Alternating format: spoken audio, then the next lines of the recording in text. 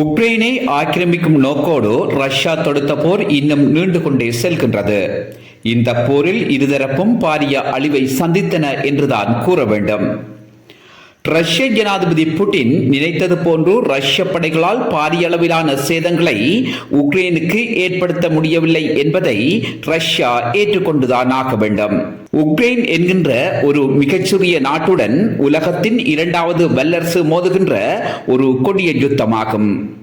உக்ரைனுக்கு ஆதரவாக அமெரிக்க மற்றும் மேற்குலக நாடுகள் இராணுவ சாதனங்களையும் போர் திட்டங்களை வழங்குவதனூடாக ரஷ்ய படைகளை எதிர்கொள்ளும் சக்தியும் ஆற்றலும் உக்ரைனுக்கு ஏற்பட்டது என்பதை மறக்க முடியாது. இந்த போரில் பல நவீன ரக ஆயுதங்கள் பயன்படுத்தப்பட்டு வருவதுடன் இஸ்ரேலுக்கும் ஹமாஸுக்கும் இடையிலான போர் மூண்டதிலிருந்து குறிப்பிட்ட காலம் உக்ரைன் இராணுவ ரீதியில் இழப்புகளை சந்தித்ததுடன் முக்கியமான பல இடங்களை இழந்து வந்துள்ளது. வெடிப்பொருட்கள் மற்றும் இராணுவ சாதனங்களின்றி திண்டாடிய உக்ரைனுக்கு இப்போது அமெரிக்கா மற்றும் மேற்குலக நாடுகள் இராணுவ சாதனங்களை வழங்கி வருகின்றன.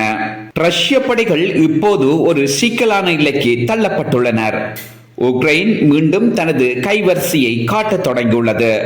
ரஷ்யாவுக்கு உள்ளேயும் வெளியேயும் ஆளற்ற விமான தாக்குதல்களை நடத்தி வருகின்றது உக்ரைன். ரஷ்யாவின் தெற்கு பிராந்தியமான வடக்கு ஒசேசியாவை குறிவைத்து உக்ரைனிய ஆளற்ற விமானங்கள் தாக்குதல் நடத்தியதாக உள்ளூர் அதிகாரிகள் தெரிவித்தனர். ரஷ்ய படைகளின் முன்னரங்க நிலைகளிலிருந்து 700 கிலோமீட்டர் தொலைவிலுள்ள மொஸ்டோக் நகருக்கு அருகிலுள்ள ரஷ்ய இராணுவ விமான நிலையத்தை குறிவைத்து உக்ரைனின் ஆளற்ற விமானங்கள் தாக்குதல் நடத்தியதாக கூறுகின்றார் வடக்கு ஒசேசியா பிராந்திய கவர்னர் செர்கி மெஞ்சைலோ. அந்த தாக்குதலில் ரஷ்ய ராணுவ விமான தளத்திற்கு சிறிய சேதம் ஏற்பட்டதுடன் விமான தளத்தில் வெடிப்புகள் ஏற்பட்டதையும் ஏற்றுக்கொள்கின்றார் செர்கி மெஞ்சைலோ. குறித்த விமான தளம் தீப்பற்றி எரியும் காட்சி சமூக வலைதளங்களில் பதிவாகியுள்ளது.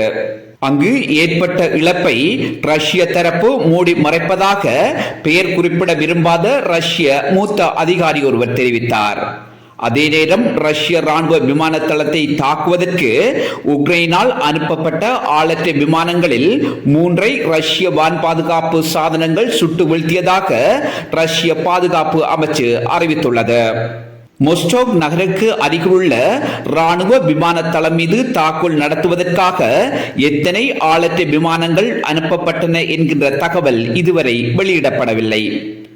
ரஷ்யாவுக்குள் உக்ரைன் பல தடவைகள் ஆளற்ற விமான தாக்குதல்களை நடத்தி ரஷ்யாவுக்கு இராணுவ மற்றும் பொருளாதார ரீதியாக பாரிய இழப்புகளை ஏற்படுத்தியிருந்தது. உக்ரைனால் நடத்தப்பட்ட ஆளற்ற விமான தாக்குதல் தொடர்பில் உக்ரைன் உடனடியாக தகவல் எதனையும் வெளியிடவில்லை. ஆனால் உக்ரைன்ஸ்கா பிரவுடா பத்திரிகை வெளியிட்ட தகவலின் அடிப்படையில் மொஸ்டோக் நகருக்கு அருகிலுள்ள இராணுவ விமான தளம் மீது நடத்தப்பட்ட ஆளற்ற விமான தாக்குதலை உக்ரைனின் உளவுத்துறை நடத்தியதாக கூறுகிறது. இங்கு பார்க்கப்பட வேண்டிய முக்கிய விடயம் என்னவென்றால், ரஷ்யாவுக்கு எதிராக ஆளற்ற விமான தாக்குதல்களை நடத்தி வருவது உக்ரைனின் உளவுத்துறைதான். அதன் தலைவர் ஹைரிலோ ஃபுடோனோவின் தலைமையின் கீழ்தான் இன்னும் ஆளற்ற விமான தாக்குதல்கள் நடத்தப்பட்டு வருகின்றன என்பதில் எவ்வித சந்தேகமும் இல்லை.